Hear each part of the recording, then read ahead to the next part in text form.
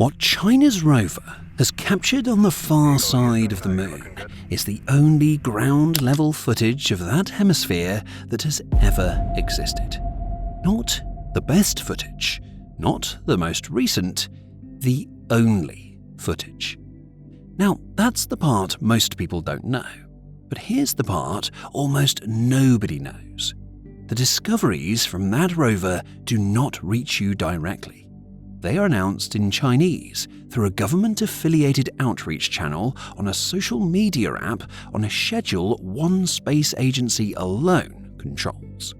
In 2019, that channel announced the rover had found something strange in a crater, a substance it described as a gel with a mysterious luster. It published no photograph.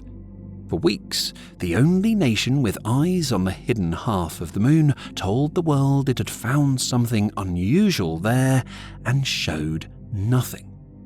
Now, 2 years later, the same channel published a grainy image of a sharp, cube-shaped object sitting on the horizon 80 meters from the rover. They called it the Mystery Hut. And then they announced it would take 2 to 3 months to drive close enough to identify it, and the world was left staring at a low-resolution photograph of a geometric shape on the far side of the moon, waiting. Now, both objects turned out to have explanations, real ones in fact, but the explanations are not the story. The story is that for the first time in history, one half of the moon, the half no human being ever saw until 1959, the half that sits in permanent radio silence, the half that is, geologically, a different world for reasons science still cannot fully explain, is being explored by exactly one country, through exactly one relay satellite, releasing exactly what it chooses when it chooses. The footage exists. We see what we are shown. To understand why one nation controls the only view of half the moon, you have to understand why that half stayed hidden for all of human history. You see, the moon is tidally locked to Earth. It rotates exactly once for every orbit it completes, which means the same hemisphere faces us permanently. That means every human being who has ever lived, every astronomer, every civilization, every telescope ever built has looked at the same face. The other half has never once been visible from the surface of the Earth. Not partially, not briefly, never. Now, people call it the dark side, but actually, that's wrong. It receives just as much sunlight as the side we see. The correct term is the far side, and its defining feature isn't darkness, it's silence.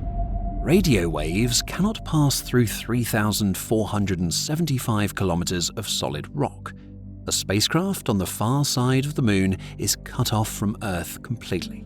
No signal in, no signal out. It is, electronically, the most isolated accessible place in the inner solar system. Anything that lands there is, by the laws of physics, beyond direct human contact. For all of history, the far side was a blank space on the map.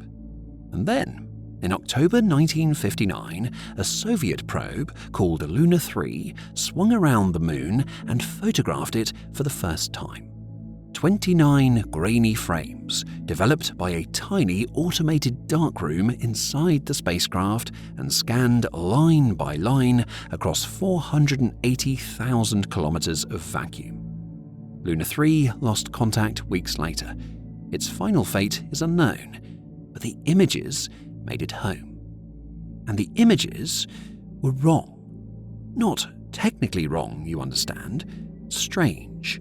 You see, the near side of the moon, the face in every painting and photograph, is covered in vast dark patches. The Maria, ancient plains of frozen lava that form the figure people call the man in the moon. The far side, in Luna 3's photographs, had almost none. It was bright, blasted, saturated in craters from edge to edge, a battered shield of highlands that looked like it belonged to a different planet entirely. So two halves of the same body, formed at the same time from the same material in the same place, and they don't match. 60 years after those first photographs, the asymmetry between the moon's two faces remains, in the words of the researchers studying it today, an unresolved mystery. Now, you might assume that after 1959, exploration of the far side followed quickly. No, it did not.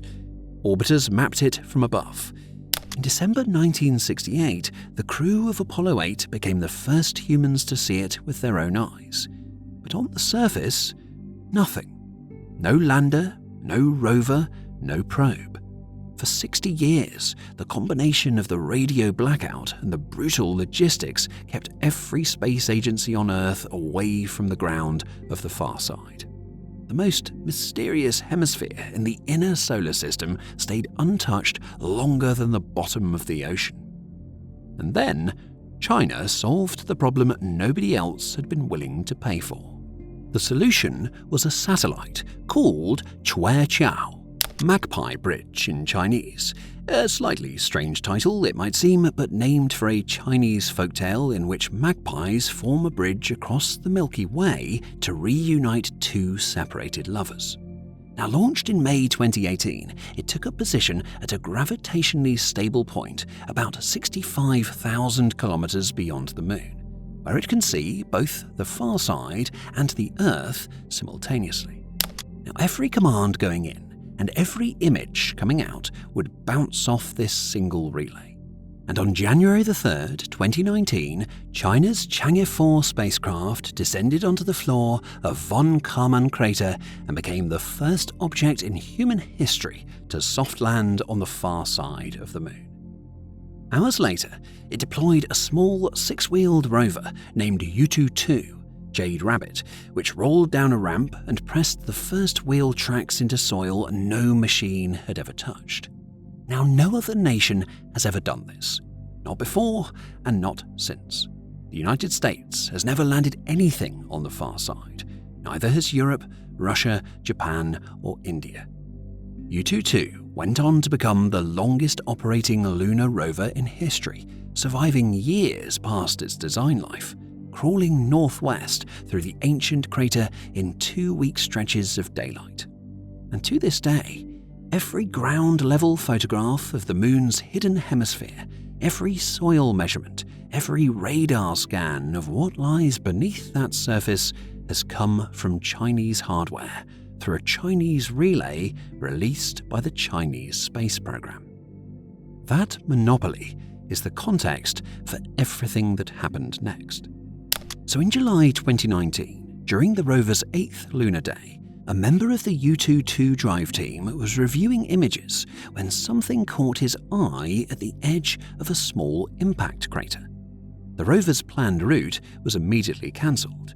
The mission diverted to examine it. The world did not learn this from a press conference. It learned it from a rover drive diary published weeks later by Our Space, a Chinese-language science outreach channel affiliated with the National Space Administration, posted to its account on the social media platform WeChat. The diary described a substance unlike anything around it, using a term that translates as gel-like, with an unusual, mysterious luster. Now, there was no photograph. Think about the shape of that moment. The only rover on the far side of the Moon had found something strange enough to halt its mission. The only people who could see it described it as a glistening gel, and they released no image of it. For weeks, lunar scientists around the world could do nothing but speculate about a description translated from Chinese of an object on a hemisphere only one country could observe. And when images finally emerged, and when peer-reviewed analysis followed, the substance turned out to be impact melt breccia, rock flash-melted into dark green glass by a meteorite strike, chemically similar to samples Apollo astronauts brought home decades ago. Mundane, in the end, but the answer arrived on China's schedule after the world had already spent weeks staring at a blank space where the evidence should have been. And it happened again 2 years later. In late 2021, on the rover's 36th lunar day, yutu photographed something on the northern horizon. A sharp, geometric, cube-shaped object perched on the rim of a crater roughly 80 meters away. And against the dead landscape of the far side, it looked impossibly regular. The Drive diary called it the Mystery Hut. Now, the image went around the world in days, and then China announced its plan. The rover would drive toward the object, a journey that would take 2 to 3 months, crossing terrain in 14-day stretches between the lunar nights, which meant that for an entire winter, humanity's only view of an unidentified cubic object on the far side of the moon was one low-resolution photograph and a waiting period, both controlled by a single space agency. Now, when yutu finally arrived, the cube resolved into a boulder, a block of ejecta thrown out by an ancient impact, its geometric silhouette an accident of distance and resolution. The rover team nicknamed it the Jade Rabbit Rock. A gel that was glass, a hut that was a boulder. 2 very mundane answers, and one pattern that is not mundane at all.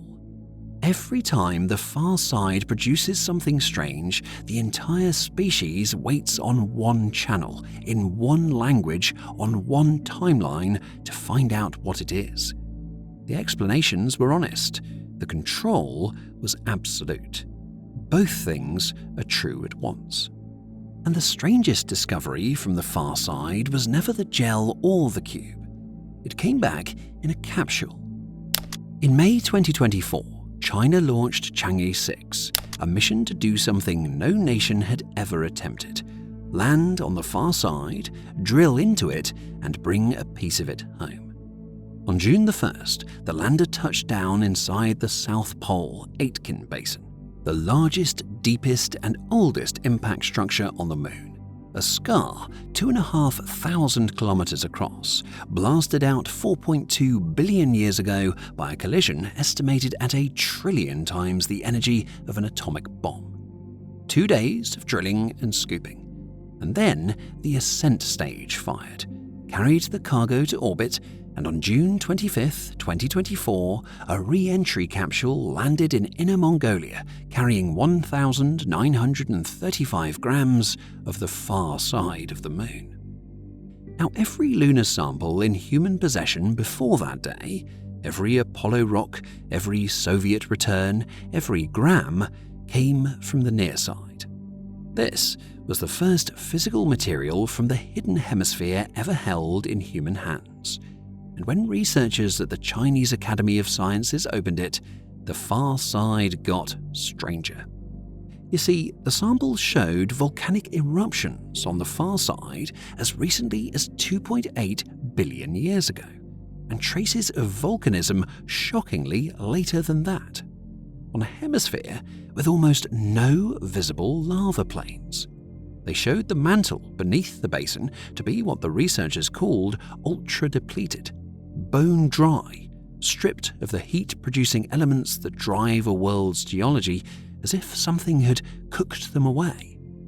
They showed the moon's magnetic field, long thought to be steadily dying, had mysteriously rebounded in that region billions of years ago. Geochemist Wu Fuyan and his colleagues concluded that the colossal South Pole Aitken impact may have warped the moon's interior from the inside out. Possibly the event that made the 2 faces of the moon different worlds. Possibly, because even with the samples in hand, the team's own published conclusion is that the asymmetry is not solved. The far side did not give up its answer. It gave up new questions to the one country in a position to ask them. And that is where this all stands today. Xueqiao-2, a second and larger relay satellite, launched in March 2024. Chang'e 7 and Chang'e 8 are coming, aimed at the lunar South Pole. the staging ground for what China intends to be the first permanent research station on the Moon, built around the same permanently shadowed craters on the same hidden side that only its hardware can currently reach. The far side of the Moon spent 4.5 billion years where nothing could see it. It spent 60 more as the hemisphere everyone photographed from orbit and no one dared to touch. And now it is, functionally, one nation's territory of information. The rover, the relay, the landers, the samples, the release schedule, all of it flowing through a single agency that announces its discoveries in drive diaries, sometimes with a photo, sometimes without, sometimes after the rest of the world has spent weeks asking what they found. There is no evidence anything was faked. There is no evidence of alien structures or buried secrets or a cover-up. The gel was glass. The hut was a rock. The science, when it arrives, has been real and rigorous. But notice what you just accepted in that sentence. When it arrives. Half of the Moon hangs above your head every night, permanently turned away, in permanent radio silence, geologically alien for reasons no one alive can fully explain. Exactly one country can see its surface, and the footage from that surface reaches you slowly, selectively, in fragments. Or it doesn't reach you at all. They didn't hide the far side of the Moon. They just became the only ones holding the camera. And the rest of us, well, we see exactly what we're shown.